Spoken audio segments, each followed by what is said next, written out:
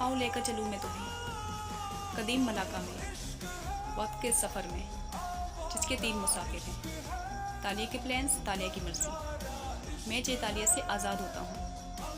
शहजादी से कहो सुल्तान से दूर रहे। आओ लेकर चलूँ मैं तुम्हें हालिम की दुनिया में, मलेशिया में घुमाने, केएल की सड़कों पर, कोलमपुर की गलियों में। वो मुस्कुराकर लोगों को स्कैम किया करती थी। कौन थी वो? चोर, हालिम, तालिया या शहजादी ताशा? वक्त का वो दूसरा मुसाफिर, कोई बॉडीगार्ड या फिर एक मूर्ख? वक्त के सफ़र में वो तीसरा मुसाफिर कौन था? प्रधानमंत्री या गुलाम एक शहजादी का? इन तीनों को ज़रूरत थी एक दूसरे की और तलाश थी एक चाबी की।